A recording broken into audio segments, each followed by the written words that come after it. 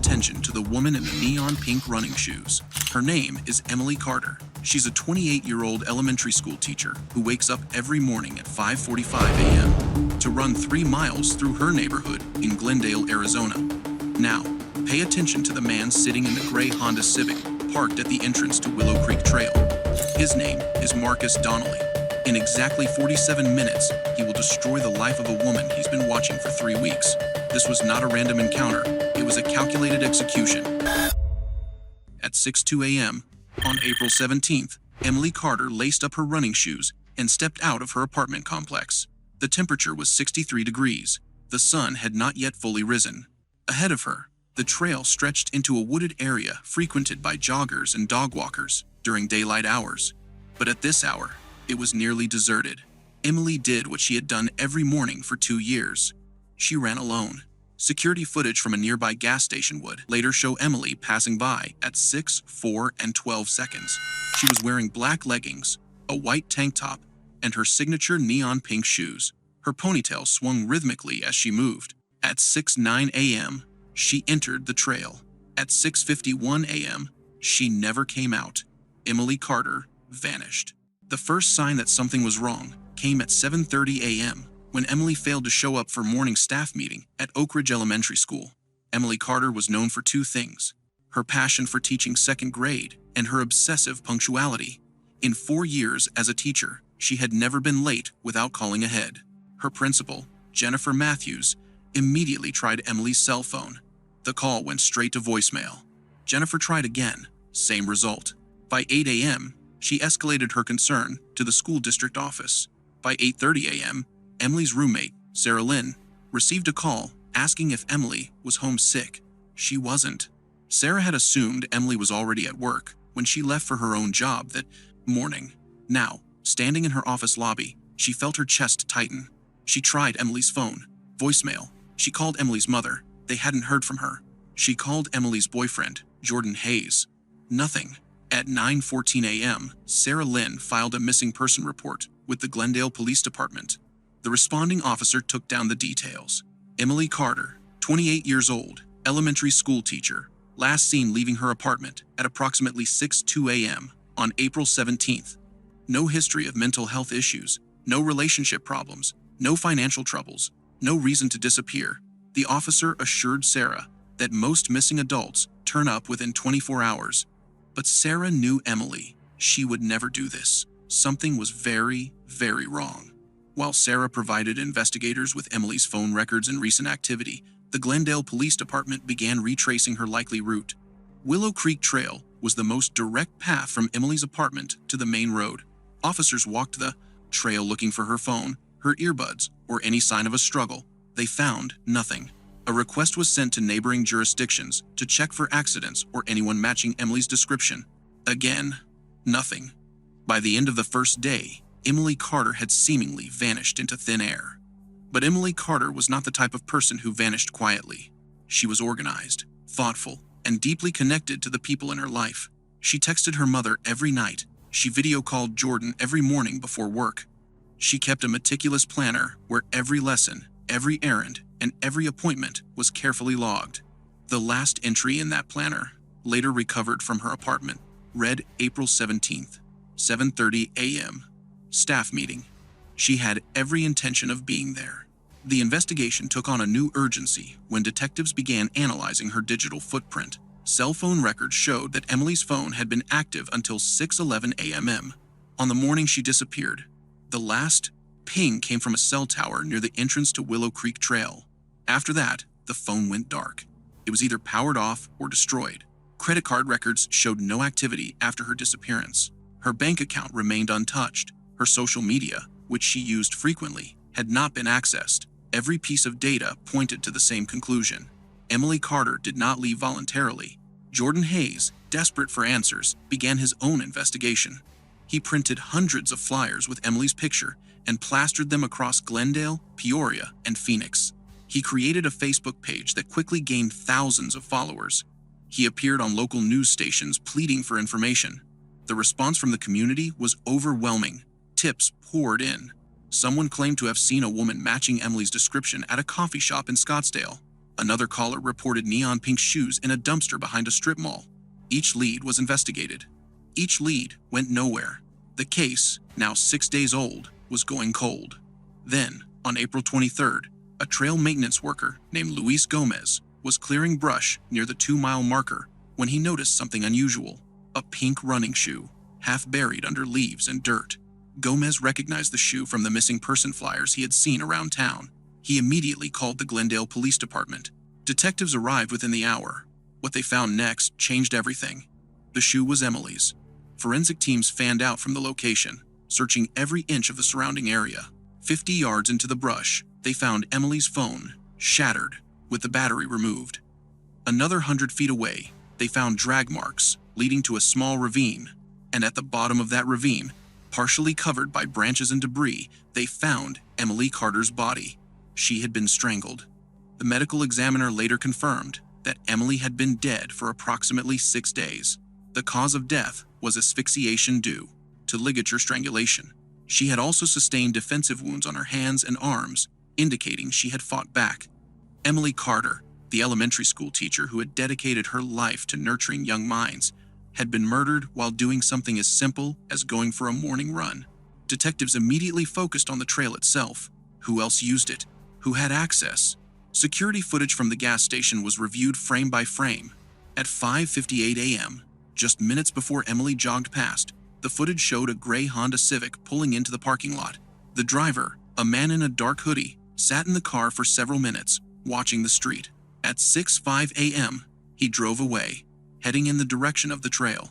A partial license plate was visible in the footage. Within hours, the vehicle was traced to a 36-year-old man named Marcus Donnelly. He lived in Tempe, Arizona, just 20 minutes from where Emily disappeared. A background check revealed a troubling history. Donnelly had been arrested twice for stalking. Both charges were later dropped due to insufficient evidence. He had no current warrants, but his name appeared in multiple restraining orders filed by ex-girlfriends. This was not a chance encounter. This was a predator. On April 24th, detectives obtained a warrant and arrived at Marcus Donnelly's residence. He answered the door calmly, almost too calmly, and agreed to come to the station for questioning. In the interrogation room, Donnelly maintained his composure. He admitted that he sometimes drove past Willow Creek Trail in the mornings. He said he liked to watch the sunrise. He claimed he had never spoken to Emily Carter. He denied any wrongdoing. Detectives pressed him on the timeline. If he was just watching the sunrise, why did the security footage show him leaving the gas station at 6:05 a.m., right after Emily passed by? Donnelly hesitated. He said he must have gotten the time wrong. Detectives asked where he was at 6:11 a.m. when Emily's phone went dead. Donnelly said he was at home, asleep. He insisted he never touched her, but investigators had one more card to play. They had obtained a warrant to search Donnelly's car and home, and what they found inside would destroy his story completely. Inside Marcus Donnelly's Honda Civic, investigators found a coil of nylon rope, the same type used to strangle Emily Carter. They found dirt and plant material that matched the soil composition at Willow Creek Trail. They found a pair of gloves with trace amounts of blood on them. DNA testing would later confirm the blood belonged to Emily Carter. But the most damning piece of evidence was found in Donnelly's bedroom. Taped to the inside of his closet door were dozens of photographs. Photographs of Emily, running, leaving her apartment, getting into her car, sitting in a coffee shop. He had been watching her for weeks, stalking her, learning her routine, and on the morning of April 17th, he had been waiting for her at the trail. Confronted with the photographs and forensic evidence, Marcus Donnelly's calm demeanor shattered. He sat in the interrogation room, head in his hands, and admitted everything. He said he had been following Emily for 3 weeks. He had researched her schedule, her route, her habits. He said he intended to talk to her that morning, to introduce himself. But when Emily saw him on the trail, she ran. He panicked and chased her. When he caught up to her, she fought back. He said he didn't mean to kill her. He claimed it was an accident. But the medical examiner's report would later contradict that narrative. Emily Carter had been strangled slowly and deliberately. This was not an accident. This was murder. Donnelly led investigators to the exact location where he had attacked Emily. It was a secluded section of the trail, hidden from view by dense brush. He described how he had waited in his car, watching for her to pass. how he had followed her on foot, keeping his distance, until the perfect moment, how he had grabbed her from behind, cutting off her screams before anyone could hear. Emily Carter, the teacher who had spent her life caring for children, had been killed by a stranger who saw her as nothing more than a target. The arrest and charging of Marcus Donnelly brought a small measure of closure to Emily's family, but the pain of her loss was immeasurable. Jordan Hayes, who had been planning to propose to Emily during a summer trip to California, spoke at a press conference alongside Emily's parents. He described her as the most vibrant person he had ever known, someone who woke up every day excited to make a difference in the lives of her students. That excitement, he said, was what Marcus Donnelly had stolen. Emily's colleagues at Oak Ridge Elementary held a vigil in her honor. Over 500 people attended. They shared stories of her patience, her creativity, and her unwavering belief that every child deserved to succeed.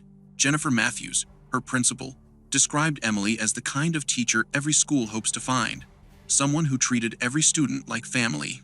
Her loss, Jennifer said, was felt by everyone who had the privilege of working with her.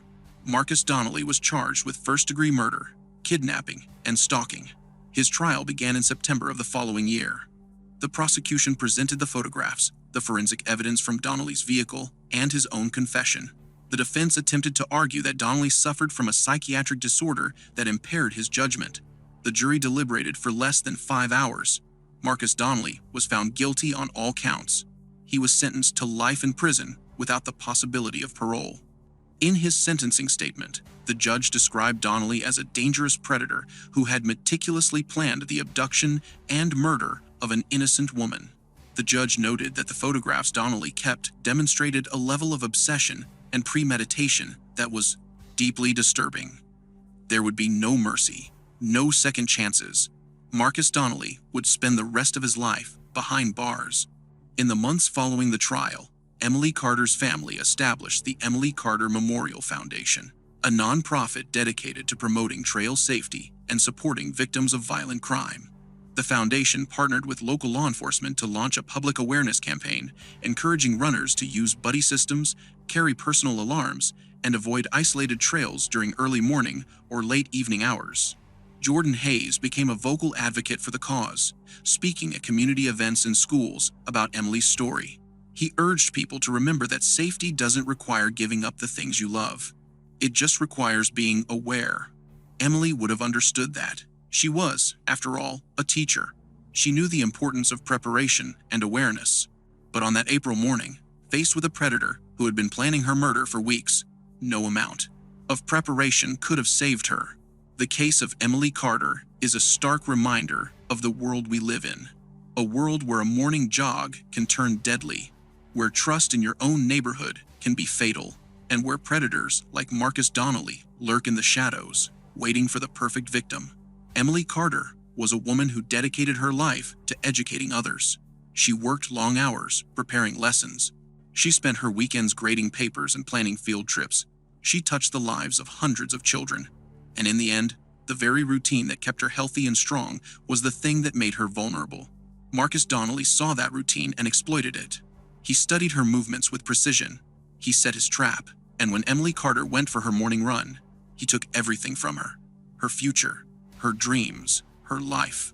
But Emily's story does not end with her death. It lives on in the foundation that bears her name, in the students she taught during her 4 years as a teacher, and in the countless people who have been inspired by her dedication and warned by her tragedy. The photographs that Marcus Donnelly took, intended to feed his obsession, became the evidence that convicted him. They stand as a chilling testament to the lengths some people will go to harm others, and they serve as a final, tragic record of Emily Carter's last days.